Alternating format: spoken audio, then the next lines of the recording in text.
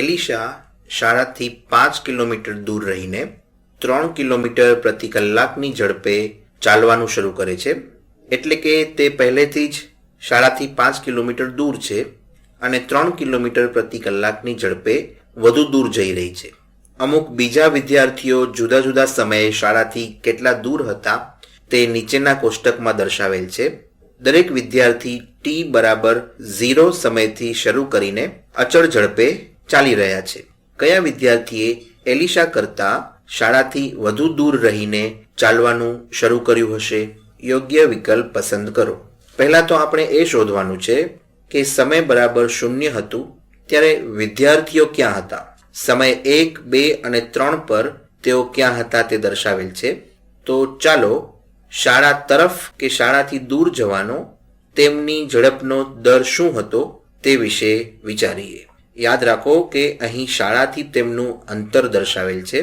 હવે જો સમય 1 કલાકથી 2 કલાક પર જઈએ તો ગણેશ 2 કિલોમીટર વધુ નજીક આવે છે. આમ શાળાથી તેનું અંતર ઘટતું જાય છે. તો જણાવો કે 0 કલાક સમયે તે ક્યાં હતો? અહીં સમય 0 બતાવીએ તો 2 કિલોમીટર જેટલા વધુ અંતરે તે 2 કિલોમીટર જેટલા વધુ અંતરે હોવો જોઈએ. એટલે કે તે 6 કિલોમીટર દૂર હશે. જુઓ કે તે અચળ રહે છે. પહેલા કલાકે તે 2 કિલોમીટર વધુ નજીક આવ્યો, બીજા કલાકે વધુ 2 કિલોમીટર નજીક અને ત્રીજા કલાકે વધુ 2 કિલોમીટર નજીક આવીને શાળાએ પહોંચી ગયો. આમ t=0 કલાકે ગણેશ શાળાથી 6 કિલોમીટર દૂર હશે. માટે કહી શકાય કે ગણેશે એલિશા કરતા શાળાથી વધુ દૂર રહીને ચાલવાનું શરૂ કર્યું હશે. તેથી આપણે તેના પર વર્તુળ કરીએ. હવે ધ્વનિ માટે વિચારીએ. સમય 1 પર તે શાળાથી 5 કિલોમીટર દૂર હતી.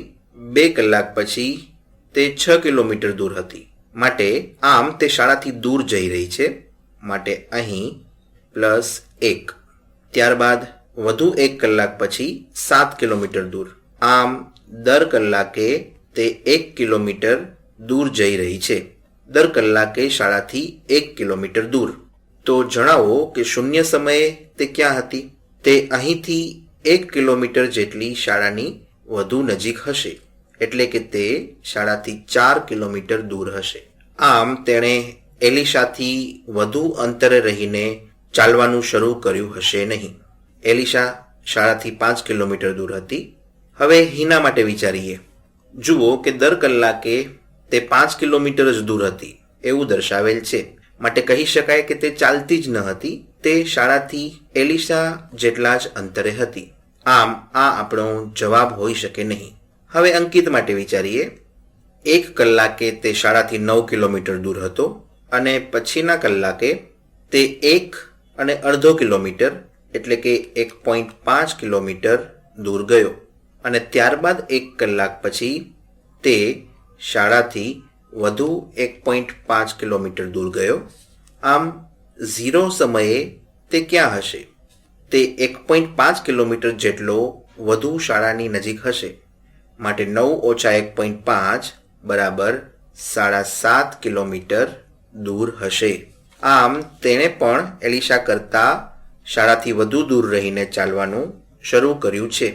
એલિશાએ 5 કિલોમીટર અંતરેથી શરૂ કર્યું, જ્યારે અંકિતે 7.5 કિલોમીટર અંતરેથી ચાલવાનું શરૂ કર્યું. તેમજ દર કલાકે વધુ ને વધુ દૂર ચાલતો રહ્યો.